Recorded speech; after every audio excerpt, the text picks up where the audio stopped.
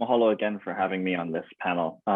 Before I get to my major talking points, I'd like to address the fact that despite this panel being about trying to avoid a new Cold War or the brewing Cold War with China via the US, I'd like to mention the fact that US militarism in the Pacific has an ongoing death toll, which especially impacts the Micronesian community, which tragically rose this week with the police murder of a 16-year-old Chuukese child named I remember Saikap. His community and homeland have been devastated by US militarism, and his murder is a culmination of the impacts of US military activity in his homeland and the continued enforced poverty against his community by the US military. Some background history. Hawaii was illegally invaded by the US military in 1893 to overthrow our sovereign government, our native sovereign government, and ever since we have been under illegal occupation by the United States. The United States struggled to annex Hawaii at first due to the internalized and white supremacist ideology that was rooted in the United States. And during this, the United States, particularly the McKinley administration, was able to overcome this resistance to the annexation of Hawaii due to it being a majority non-white population by expressing the goal of using Hawaii as an imperialist outpost to get their share of China. So it's very clear ever since the inception of the US occupation of Hawaii that their goal is to not only take Hawaii to use as an imperial outpost, but to use it as a projection of their power to reach China. And so we understand that China has always been their end goal. As far as the situation in Hawaii goes, the US military currently occupies about 1/5 of all land in Hawaii, similar to what it does in Guam. And 56% of this land is deemed unceded lands or lands that are stolen directly from the Hawaiian people that had been demarcated by the Hawaiian Kingdom government as for the benefit of the Hawaiian people and are now used instead to oppress the Hawaiian people as well as our Pacific Islander cousins.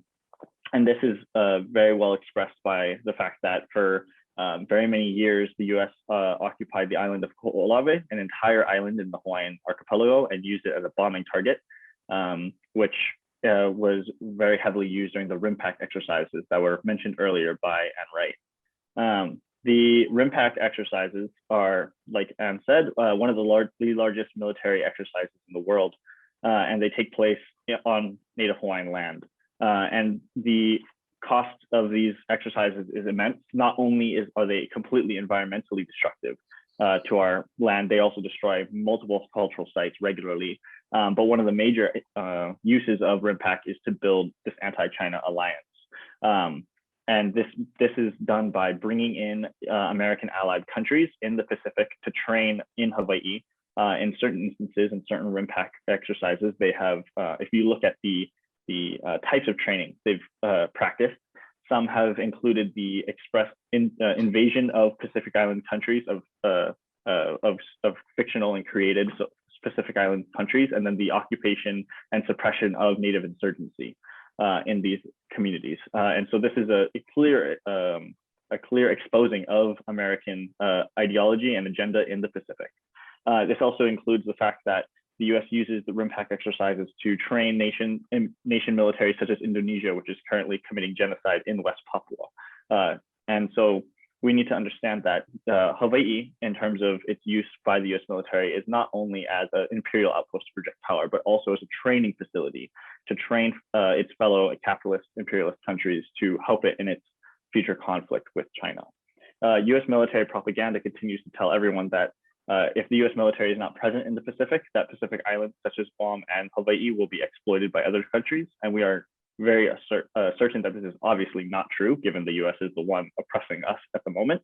But also this was shown to be a falsehood in 2018. For those of you who don't know, at the time, Trump was saber rattling with North Korea.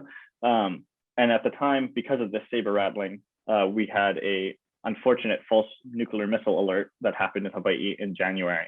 And obviously this rattles many people because of the ongoing political tensions globally. Of course, thankfully, this turned out to be false, but it exposed the fact that the US military is not only incapable of protecting Hawaii or any other Pacific island, it is not trying to. And so when this happened, it should expose that the US does not actually care for the people it occupies. It only is using our Pacific islands and our people as human shields for US citizens in the continental US. That's why currently the Hawaiian independence movement views Hawaii as a fulcrum for American imperialism in the Pacific. And this is supported by the Pohakula training area, which is on the big island of Hawaii, or Hawaii Island. It's the largest American land-based training facility in the Pacific, and it's critical to their US Indo-Pacific strategy. They do live fire trainings there. They've utilized depleted uranium munitions there as well. Pohakula is an extremely important and critical sacred site for the Hawaiian people. And so via the US occupation of this land, not only are they preparing their troops to enact violence against other indigenous sovereign communities, but also continuing their oppression and violence against the Hawaiian community by destroying more and more of our cultural sites. Pohakula is an area of 442 square kilometers. So it's as big as some of the islands in our archipelago, and it's situated directly over one of the largest aquifers on Hawaii Island, which obviously water is a life-giving source. And if we don't have it, it's very difficult to live on these islands. And so this directly threatens our ability to just live on our islands. And Pohakula is one of the main training facilities the US uses to train its fellow military allies in the Rimpac exercises. Indonesia has regularly used these, as well as New Zealand and Australia, Japan as well. And they regularly bomb them. In 2019, when Hawaiians took to Mauna Kea, which is the largest mountain in Hawaii, to protect sacred Hawaiian land against a development taking place at the summit, the US military continued bombing while we were just a few miles down the road, or a few kilometers down the road, so much so that we were able to not only see the bombing, but hear it and feel it as the ground shook. And so we continue to see this buildup of the US military in Hawaii. Currently, one of the project proposals that's going forward is attempting to build a new missile defense base on the island of Kauai. It was originally slated for the island of Oahu, which is the most heavily militarized. The US currently controls about 26% of land on Oahu, so about 1/5-ish. And so they decided that basically there was a lot of opposition to this project, and they were going to move it to the more rural island of Kauai. Once again, this shows that Hawaii is nothing more than a human shield for the US to protect itself.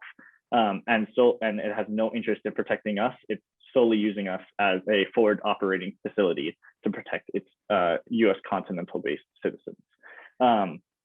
And so we understand through history that Hawaii's express purpose for the US occupation was to reach China, and now it's being used to contain China, according to the US military, as they begin to build out this new strategy of using Pacific Islands as a sort of barrier between them between the US and China.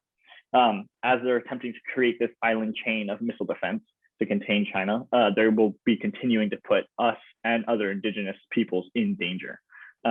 Obviously, this puts the Hawaiian people as a target for military action, but also our Micronesian cousins, our cousins in other Polynesian islands, as well as those in Australia or anywhere else in the Pacific. And so in order to counter this, it's the express opinion of the Hawaiian independence movement that we need to be seeking sovereignty and independence for Pacific Islands, because as Lisa mentioned earlier, in terms of who owns the Pacific, it should be the indigenous people of the Pacific who have the rights to their own land, the rights to their waters, to live and express their cultures as they see fit, and not be dominated by the US imperialists at this time.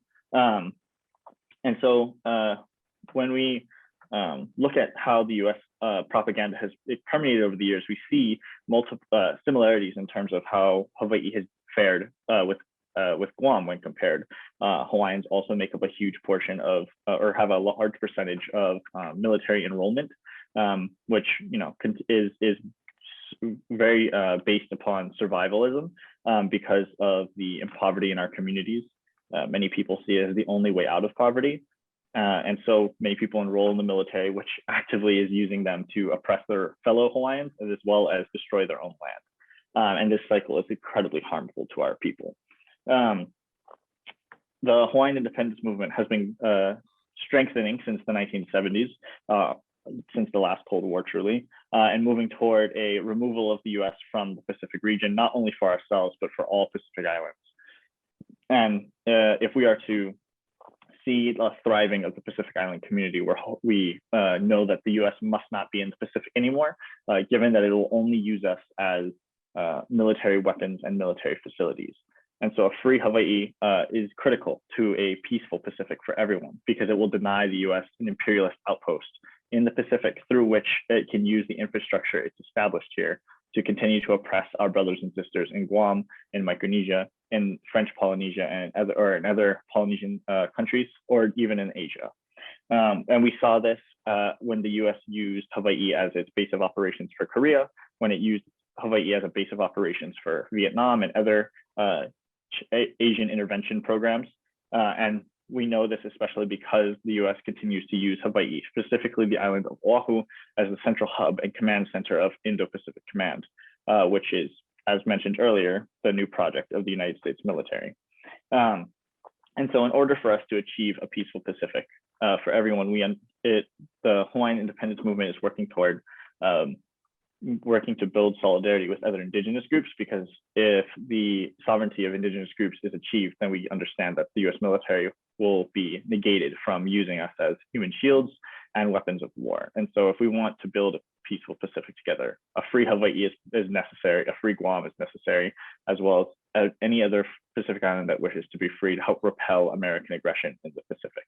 Mahalo.